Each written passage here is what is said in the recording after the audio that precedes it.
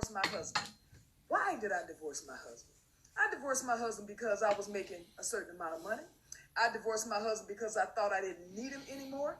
I divorced my husband because I had this senior position at work and thought I held the same position at home.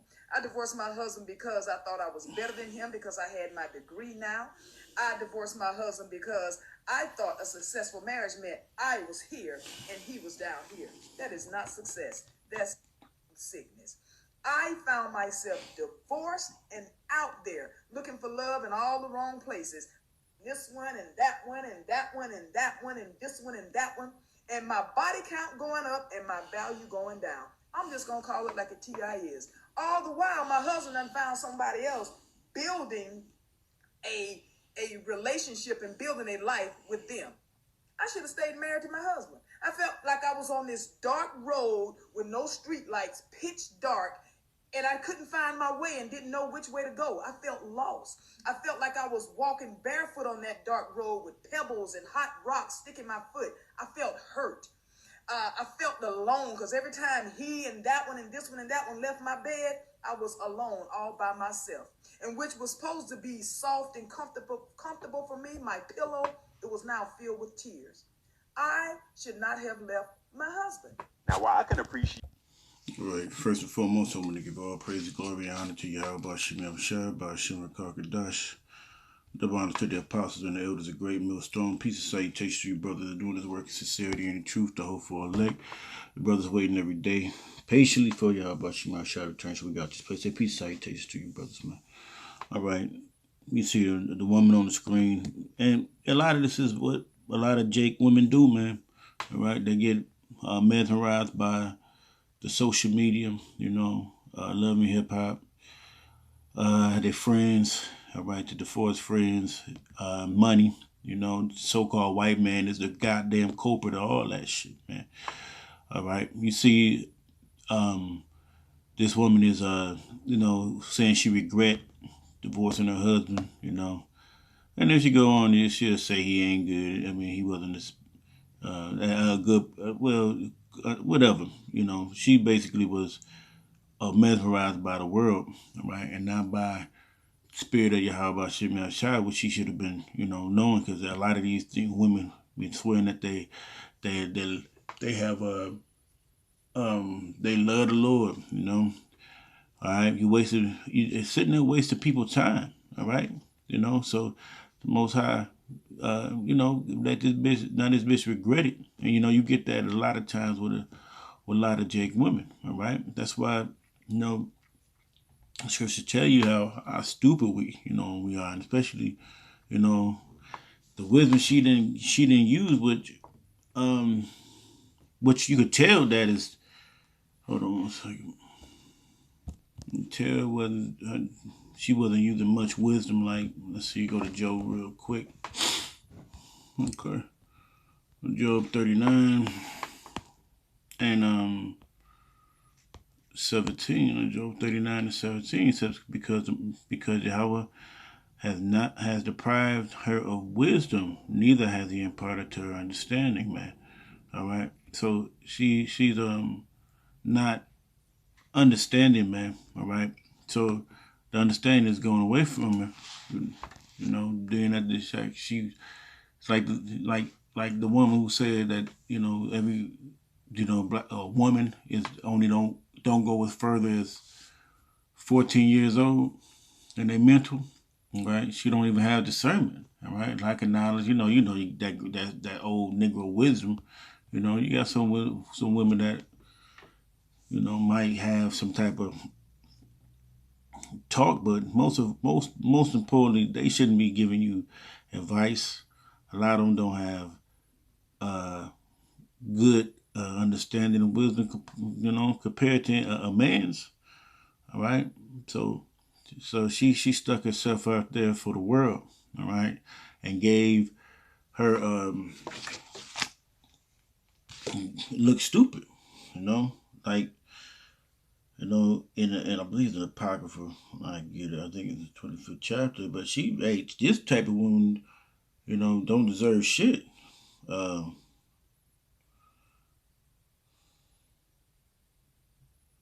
on a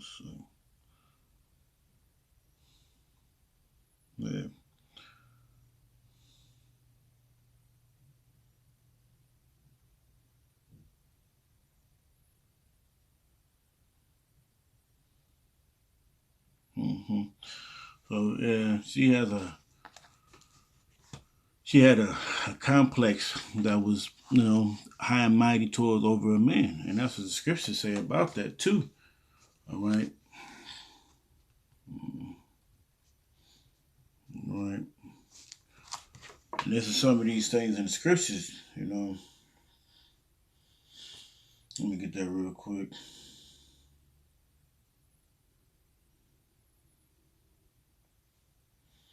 All right, just get that out of Jeremiah real quick. Jeremiah chapter 31 and 22. This is Jeremiah chapter 31 and 22. It says, "How long wilt thou go about, O backsliding daughter?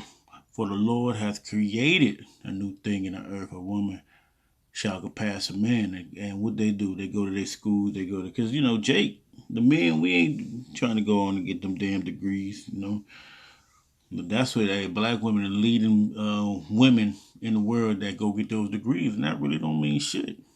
All right.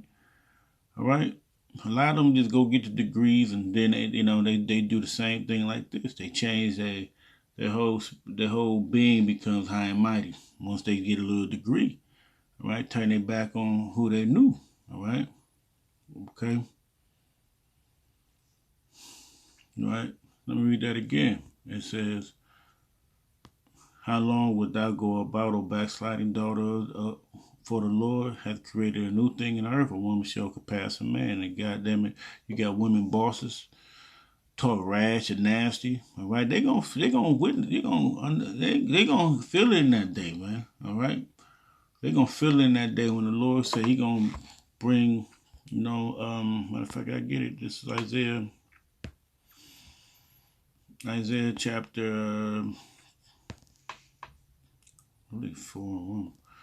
Isaiah 4:1. It says, "In that day 7 women shall take hold of one man, saying, I will eat our own bread and wear our own apparel. Only let us be called by thy name to take away our reproach." What is that? The scourge that's to come. All right, they're gonna need to be protected, food, stuff like that. Now use these bad bees, these we call them dubs, nigga bitches or nigga woman. They're gonna want to come and be defined. And you're gonna get some of the finest women you ever seen in your life. All right, you're gonna get to see that, man. That day is gonna come. All right, you're gonna be doing what you're gonna do with them properly in the name of the Lord. All right, so all right, they think that it's a game that they can play because they don't believe in the Lord. That's why what it say, feminine or basically they don't have too much faith. All right, they talk it, but they don't live it. Now we do have women that have faith, so that's only imparted to the Lord. The Lord had to give them that. All right, so let's go here real quick. I'm wondering if I got it here. Yeah, let's go to Sirach, 25th chapter. Okay, Sirach 25. Because the way these women mouth go, and I done dwelt with the wicked ass women that's demons and shit. All right, and then you embarrassed and shit. But hey, the Lord will get you away from her. I tell you. Okay, He'll get you the best way. You'll be out of the way of a wicked ass woman, man. Okay, but that's up to the Lord. Yahweh Shemam Shai, because it said the portion of a wicked woman is given unto a wicked man. I get the scripture. I'm probably butchering. I don't want to butcher it. All right, I think it's 25. This is Sirach 25 and 15. Well, I started 13. It says, "Give me any plague but the plague of the heart." Right, man. You stick under these women, you fall into the floor and giving them everything they want. And in the meantime, they got other thoughts. Right? All the woman want to do is control you. And this analogy I use a lot of times with some of the young brothers, man. You need a ball of yarn and play with a cat. So you move the ball of yarn around, the cat gonna keep trying to swing at it. But once you give that cat that ball of yarn, it don't even want to play with it no more. It's not even a chase. Okay, so that's how it be. It says, verse 13 again, it says, give me any plague but the plague of the heart, man. You know, right now, our mission is to do the will of the Heavenly Father, man. And don't get away from women like this that you know that have a low self-esteem, all right, but a high and a mighty attitude. That's a fucked up mixture, all right. It says, any wickedness but the wickedness of a woman, right? So, all right.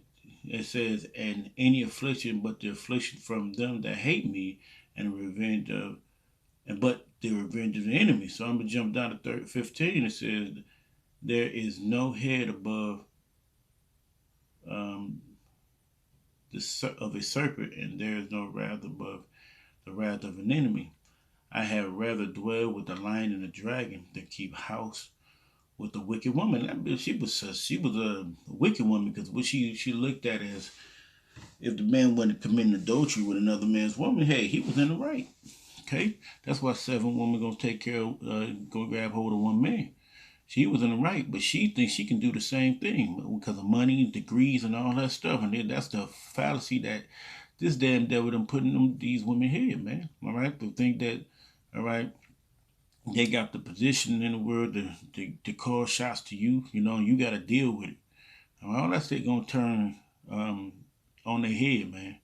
Because once the weave shops close down, all right, and you ain't gonna have the Bath and Body Works to smell good, and you smell like burnt rubber, tires skirting off. Hey, shit, and you know, shit, we got selected a litter, all right, and then don't be a woman that did a man wrong and he see you. And you ain't know buying of what a man might do. And shit, I mean, the spirit of the wrath of the Lord might come on that man and put you in the streets, you know, close the door on you. Why whoever out there and grab you up. So, you know, hey, be careful how you treat a man in these days. All right, verse 17, because it's coming fast. Verse 17, it says, the wickedness of a woman changes her face, right, and darkens her countenance like sackcloth. And you see how dark they get, man.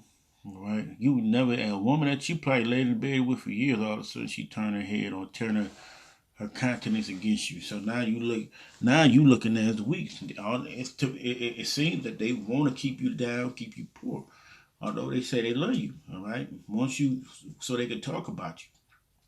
All right, her husband shall sit among his neighbors, and when he hear it, he shall sigh bitterly. They're like, hey man, it's a weariness, man. If you can't get your woman to console, you know, to comfort you, all right, and console you, right? It says all wickedness but a little to the wickedness of a woman, and let her portion of sinner fall upon her. So shit, what this portion of sinner is, what the Heavenly Father gonna get? The wrath of the destruction, man. All right. It says, as the climbing up of a sandy way is to the feet of the aged, so is the wife full of words to a quiet man. Yap. Get to that yapping, man. Man, I don't want to hear that shit. Man, we already go through the hell, and the scriptures already said we're gonna be brass above, you know, and iron below, or vice versa. But we're gonna be all the way between a rock and a hard place, and yeah, we all go through it. But hey, this world is basically geared for the women. So we still getting the bad end of the stick, especially the Israelite man. Right? We got to deal with this. Okay. Someone out of her beauty, yeah, you know, you might get a bad one, but shit, she looking for pockets. Or if she ain't looking for, if she ain't look, she say she ain't looking for pockets, she lying, and desire her not for pleasure. Said a wicked woman abateth the courage, right? Make it heavy countenance and a wounded heart.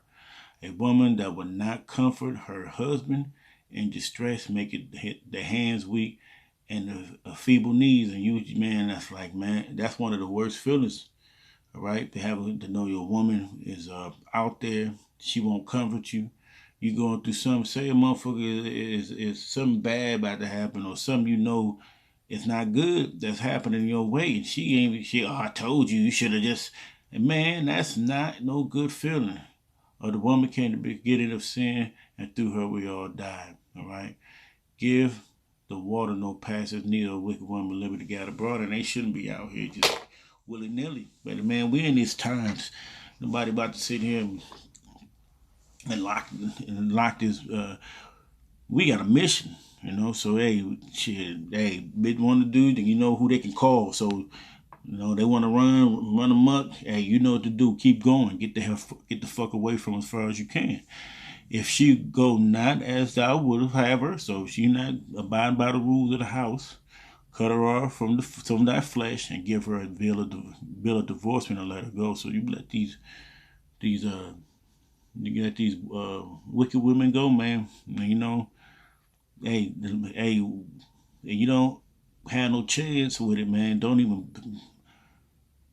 even put your mind together to even think that you gonna save these motherfuckers, because the Lord is coming, man, and these women try to bait you out of the truth, especially trying to be in the truth. You know, what is you done? What you all in, man? You all in that stuff. That's a cult. My mama said that's a cult. My pastor said that's a cult, right? So I'm gonna eat my pork. I'm gonna do that, and we ain't around, she eating her pork or whatever. But they don't realize, and they don't even believe nothing. And when the Lord come and smack the shit out of them with some shit, then they regret everything. You know, you get women that like in the hell, even in my day, you get women that want to come back and crawl back to you. Man, you gotta let them go, man. You gotta let that shit go. And all type of time Dick and Harry done did everything with her, and then they go try to hand her back to you. Fuck that. So look, I just stopped right here because hey, this covered everything. So I'm with that. Hold on one second. And with that, I want to give all praise, glory, and honor, peace, salutations, and shalom.